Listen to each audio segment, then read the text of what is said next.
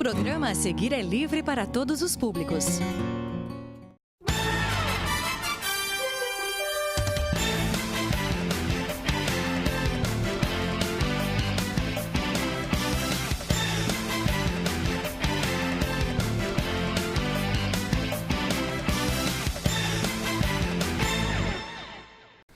Quinta-feira, 12 de abril de 2018, boa noite, no ar o Jornal da TV Câmara de Piracicaba. Recentemente, o governo do estado entregou a duplicação da rodovia Geraldo de Barros, a SP-304, do trecho do distrito de Artemis até o município de Águas de São Pedro. Porém, uma extensão dessa mesma estrada continua sem sinalização e com buracos no asfalto recém-recapeado pelo estado. O vereador Dirceu Alves da Silva, junto com a reportagem da TV Câmara, percorreu a SP-304, no trecho de Santa Terezinha até o bairro Lago Azul, nas proximidades de Artemis, e apontou muitos problemas. Confira aí. Preocupado com as condições da rodovia Geraldo de Barros, a SP-304, que liga Piracicaba a São Pedro, o vereador Dirceu Alves da Silva percorreu, junto com a reportagem da TV Câmara, um trecho da estrada até o distrito de Artemis. Nesse ponto, o parlamentar constatou a falta de sinalização, sendo que somente uma parte da rodovia foi recapeada. Um pouco à frente, nas proximidades do radar, antes da rotatória do Parque Piracicaba, o DR sequer recapeou o trecho onde existe uma lombada. Aqui, o desnível no asfalto em relação ao acostamento é gritante, podendo causar algum tipo de acidente. Já no trecho que foi duplicado, Dirceu comparou a situação de alguns pontos da SP-304. Realmente dá para a gente ver, né, a diferença que tem entre uma pista sinalizada e a outra sem sinalização, onde foi feito esse recapeamento. E essa empresa Elenco, né, eu entendo que já entregaram o serviço, porque na verdade já faz mais de mês que foi feito esse recap.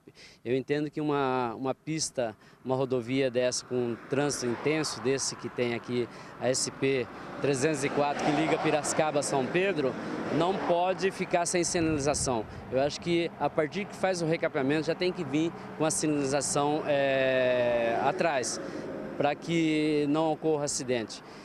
Já falei com o deputado Roberto de Moraes, coincidentemente encontrei com ele, falei com ele, ele falou que vai ser sinalizado, mas quando nós temos que correr contra o tempo, contra esse trabalho, porque a população não pode ficar sem esse serviço, porque essa pista fica intransitável à noite e principalmente dia de chuva fica um caos.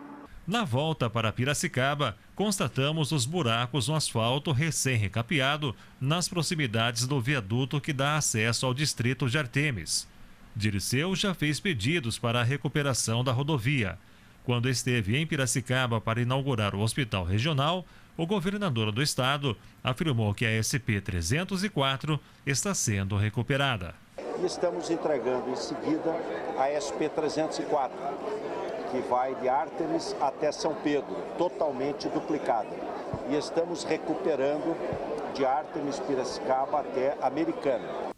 Com a participação de diretores, auxiliares e professores da Rede Municipal de Ensino e funcionários da Secretaria Municipal de Educação, a reunião pública que repercutiu os apontamentos feitos em encontro ocorrido na Câmara no último dia 14, atraiu mais de 200 pessoas à sede do Legislativo piracicabano na noite desta quarta-feira.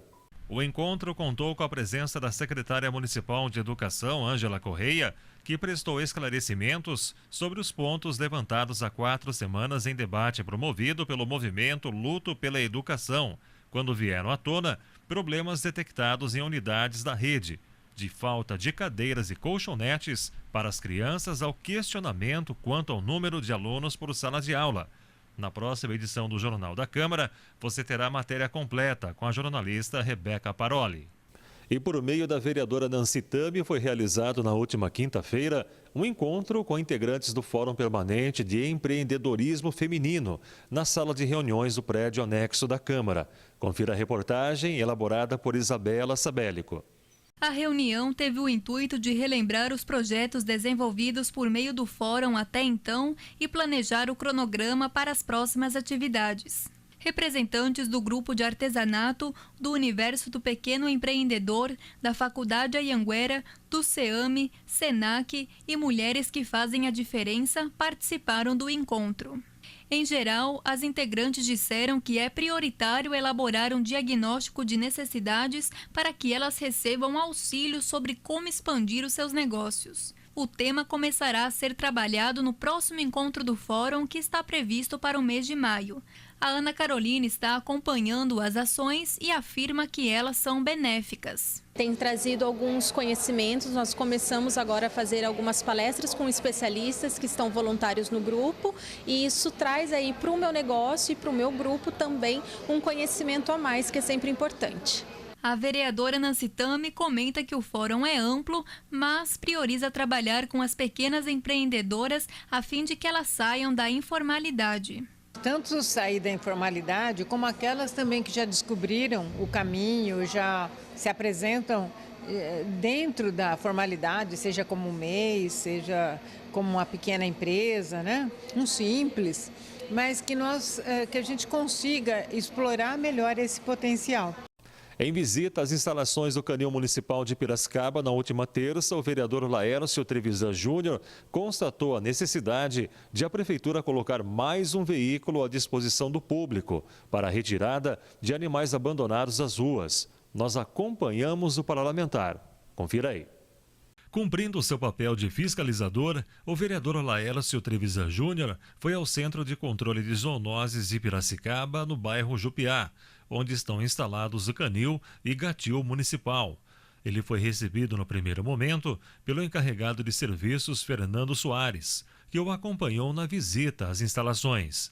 Aqui, o parlamentar está verificando os animais que estão na espera para serem castrados.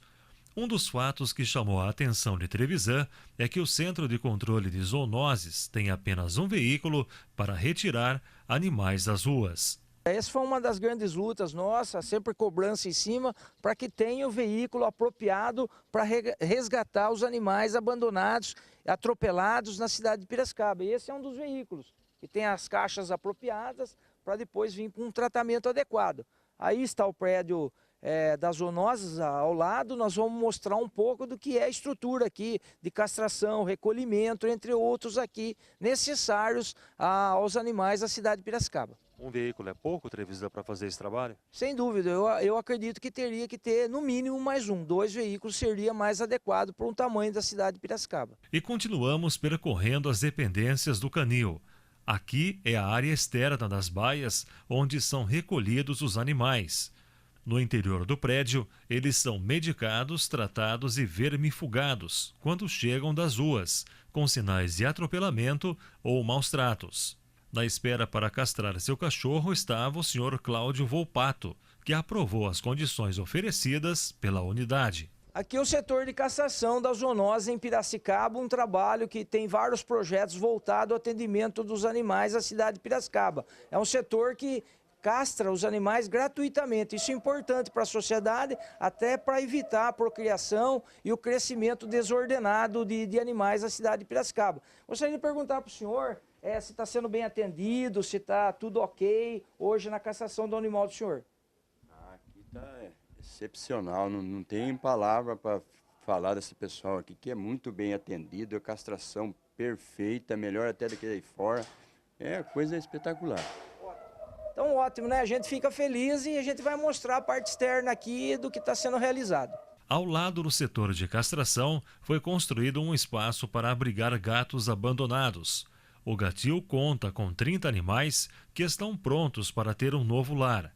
Trevisan afirmou à TV Câmara que o gatil municipal foi um árduo trabalho de seu mandato. Eu gostaria de ressaltar a importância também de ter o gatil aqui em Piracicaba. Essa aqui foi uma luta nossa, um projeto e um pedido, uma solicitação ao secretário de Saúde que se comprometeu em construir o gatil e que tivesse atendimento também aos gatos de Piracicaba. Na época nós colhemos 7.500 assinaturas em prazo de 30 dias, encaminhamos essa solicitação e o secretário municipal de saúde, Pedro de Mello, se comprometeu em fazer e foi realizada essa obra.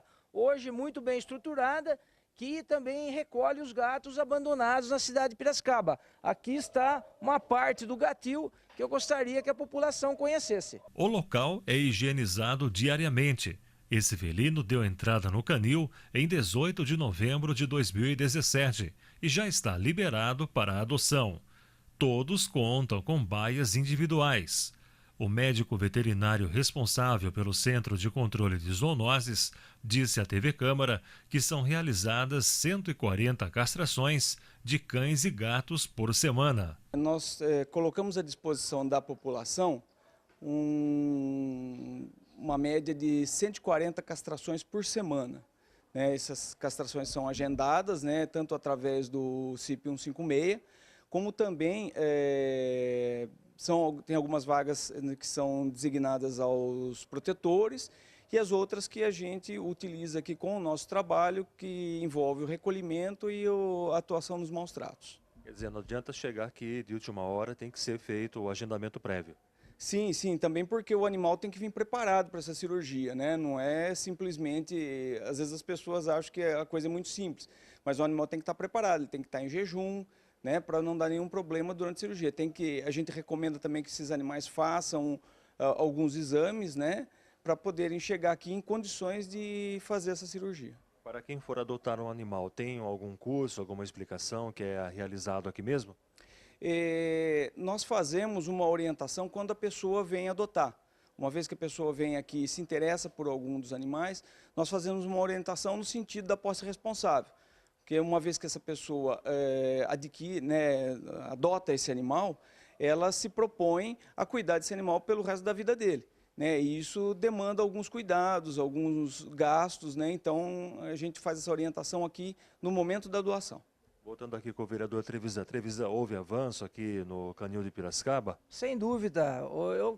Como já citei lá, na época nós fizemos campanha para a construção do gatil e foi um compromisso do secretário Pedro de Mello, é importante demonstrar isso para a sociedade. E eu acredito que tem que melhorar um pouquinho mais a questão de viaturas para resgate de animais na rua, a questão do plantão precisa ser ampliado, precisa ter um investimento, logicamente quando há plantão, há hora extra e se faz necessário, principalmente ao final de semana, porque o animal não tem hora para ser atropelado, para ficar doente, entre outros fatos. Ressaltando que o atendimento aqui é um SUS. É a mesma coisa que o ser humano. O animal tem a mesma necessidade do ser humano. Então, Piracicaba, eu acho que avançou muito nessa questão, mas precisa avançar mais ainda e é isso que a gente vai continuar defendendo. Trevisan finalizou sua visita fazendo um apelo à população para que adote um animal. É importante que a sociedade saiba em Piracicaba que o canil, o gatil,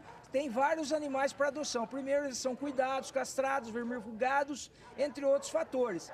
E é importante demonstrar, aqui está um para adoção com o Dr. Tel, outro aqui, além de outros inúmeros que tem aqui para adoção. Então a população procure o canil municipal para fazer a doação.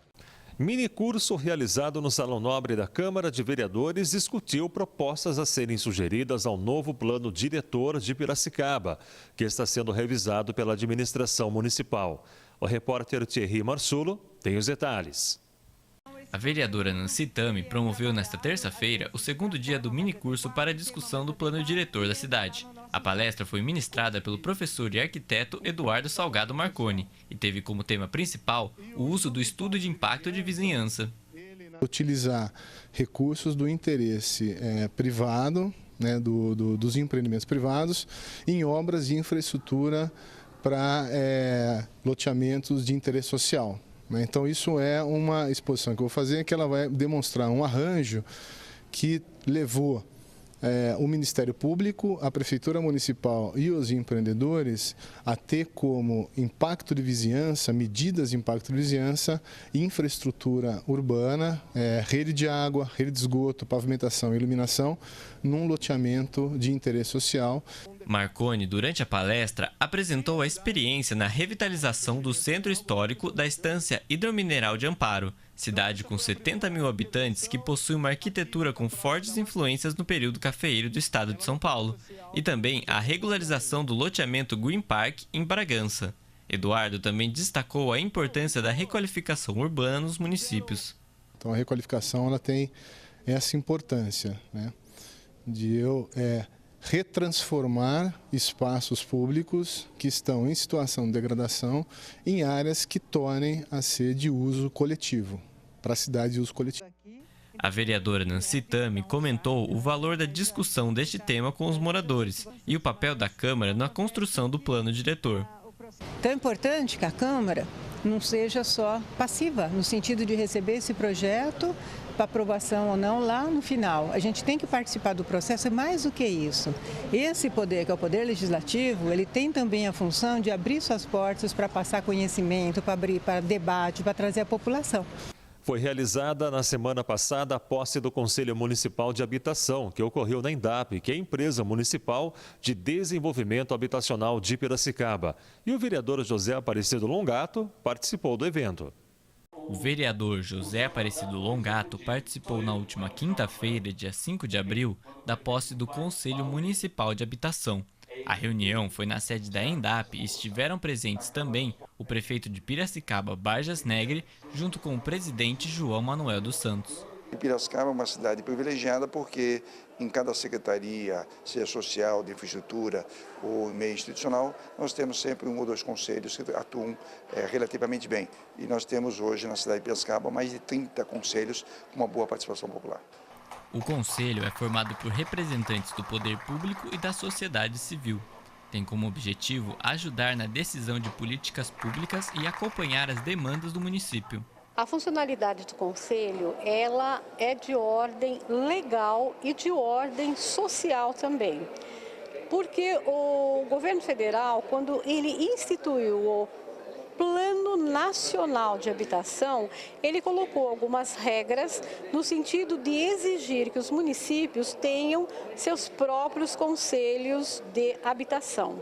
Isso é uma condição para que o governo federal ele tenha um controle dos municípios e da demanda de cada um deles, no sentido principalmente de estar oferecendo recursos financeiros para fomento da habitação de interesse social. O vereador José Aparecido Longato parabenizou a formação do Conselho e disse ser de extrema importância para auxiliar nas construções de moradia dentro e fora do perímetro urbano. Este Conselho, além dele estar participando do Conselho da Cidade, que é formado também para analisar todos os projetos de loteamentos dentro do perímetro urbano e fora do perímetro urbano. Então, o Conselho formado hoje pela ENDAP, eu reputo de fundamental importância. E daqui a pouco, às 19h30, acontece a 19ª reunião ordinária do ano. Confira alguns destaques com Thierry Marsulo. Olá! Acompanhe agora os eventos e licitações que acontecerão aqui na Casa de Leis. Daqui a pouco será realizada a reunião ordinária. Nela, os vereadores irão analisar 2 projetos de decreto legislativo em redação final, 10 requerimentos e 2 moções em discussão única, um projeto de emenda à lei orgânica e 5 projetos de lei em primeira discussão e 5 projetos de lei em segunda discussão. O primeiro orador será a vereadora Nancy Tami, que terá 5 minutos reservados. Ainda na sexta, o vereador Paulo Henrique realizará uma reunião com a liderança do partido. O evento acontece no prédio anexo da Câmara de Vereadores e começa às 13h. E também na sexta será realizada uma sessão solene em homenagem à Semana da Cultura Árabe, de autoria do vereador Capitão Gomes. O evento acontece no Salão Nobre da Câmara e começa às 19h30. Também na sexta-feira haverá abertura do pregão de número 11 de 2018 para aquisição de fitas e etiquetas de código de barra. E na segunda-feira será aberto o pregão de número 12 de 2018 para o fornecimento parcelado de produtos alimentícios empacotados. As licitações são do tipo igual ou menor valor global ou por item com retirada de edital pela internet. Elas acontecem na sala de reuniões do prédio anexo da Câmara e você pode acompanhá-las ao vivo pelos canais 8 da NET, 9 da Vivo, 60.4 da TV Digital Aberta e pelo nosso site. E agora, a agenda cultural para o seu fim de semana.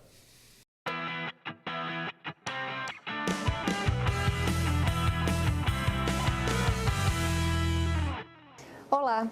O primeiro andar do prédio principal da Câmara está decorado com fotografias da exposição Waiting on a Song, que em português significa Esperando uma Música. Os registros foram feitos pelo piracicabano Luciano Benetton durante uma viagem aos Estados Unidos e retratam cenas cotidianas de alguns estados do país. Você pode conferir as obras até o dia 23 de abril, das 8 da manhã às 5 da tarde, gratuitamente. O Teatro do Engenho recebe neste sábado a peça teatral Tudo Bacana, protagonizada pela dupla Gabi Fernandes e Thalita Meneguin, donas do canal do YouTube chamado Depois das 11. A apresentação fala sobre a amizade e promete animar o público. Você pode conferi-la às 4 da tarde ou às 7 da noite. Os ingressos variam de R$ 40 a R$ 80. Domingo é dia de samba rock no Sesc Piracicaba. O grupo musical Bola de Meia, que conquistou a capital paulista, se apresenta no local às 3h30 da tarde gratuitamente. Clássicos como Tim Maia, Black Hill e originais do samba compõem o repertório do grupo. Não perca! Tchau e até semana que vem!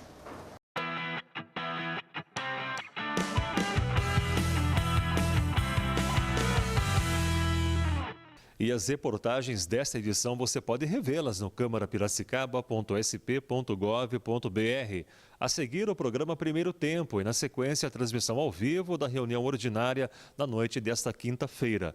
O Jornal da Câmara volta segunda-feira que vem com a apresentação de Rebeca Paroli. Até lá!